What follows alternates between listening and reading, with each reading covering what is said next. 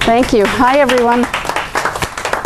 I'm going to stand up and move around a little bit. I'm really happy to be here, and I was thinking, I told Tina when I first got here that this is just such an outstanding thing to be doing, to have this group that comes together regularly and really thinks about innovation and person-centered, and that's kind of a lot about what I want to talk about. That you know, there's lots of innovation, problem solving, and creativity when you all get together. I know some people, like Peter, probably just have it all themselves, but lots of times it comes from you know, talking together and bouncing ideas.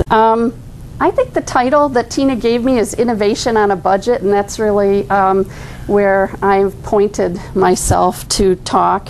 And I want to start up by saying happy spring. And let's hope, you know, things improve.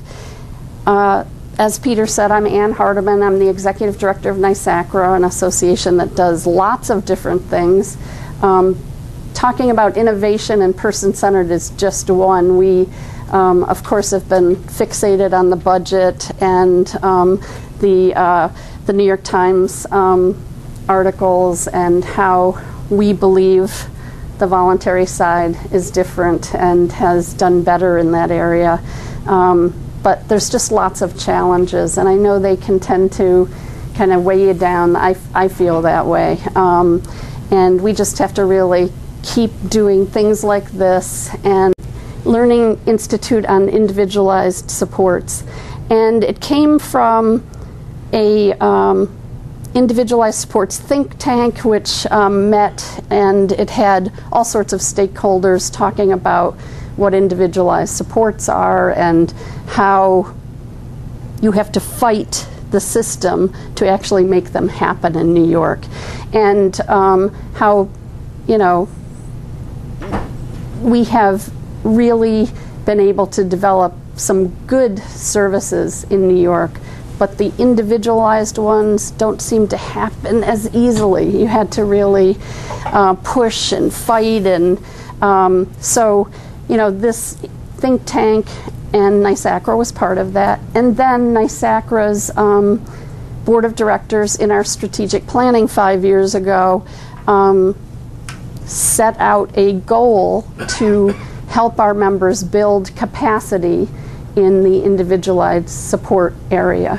Not to say that's the way the whole system should be, but there should be an array of services for the people that want, the people and their families that want to select that. All should be available. Big toolbox. You know, if you want to live in an IRA with some of your friends, 6 people or more, so be it, if that's what you need. But if you want to live in a more individualized setting, that should be available, or the agency should have the ability to set that up. So just more tools in the toolbox, and our board established that goal, and we got a grant from the New York State DDPC and OPW to develop that first Learning Institute, which was statewide, and we had 15 agencies. We had actually 58 agencies apply, and 15 were selected, and I think about 13 ended up staying in and pushing forward. And that first Learning Institute, there were dollars attached to being able to develop some individualized supports from it that OPW supplied. The DDPC supplied the dollars for us to make it happen, to have a consultant and a facilitator and the place to do it. We did have an evaluation. All of this is on our website, by the way. There's an individualized support button place you go. And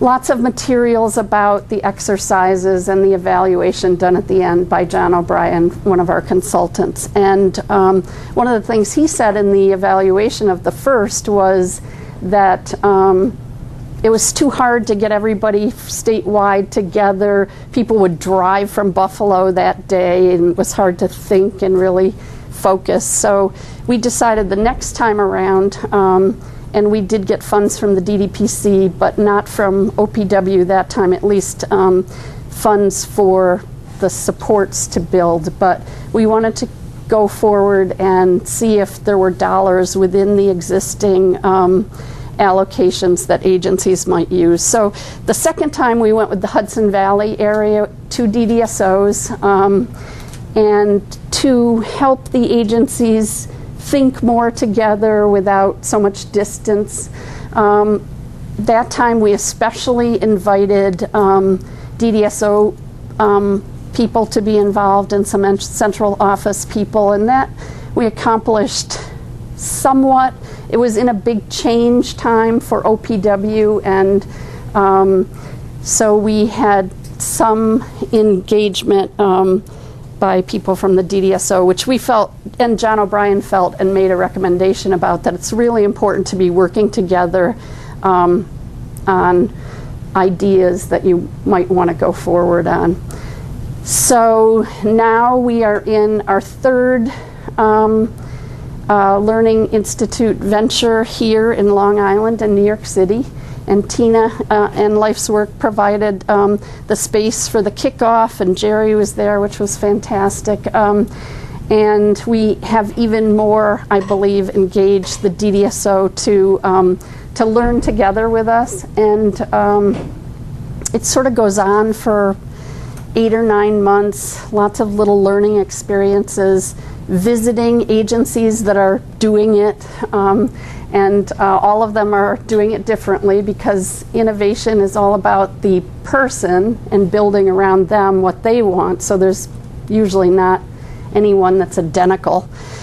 And how to use the dollars more creatively. And especially in this version of the Learning Institute, we're talking about some reinvestment.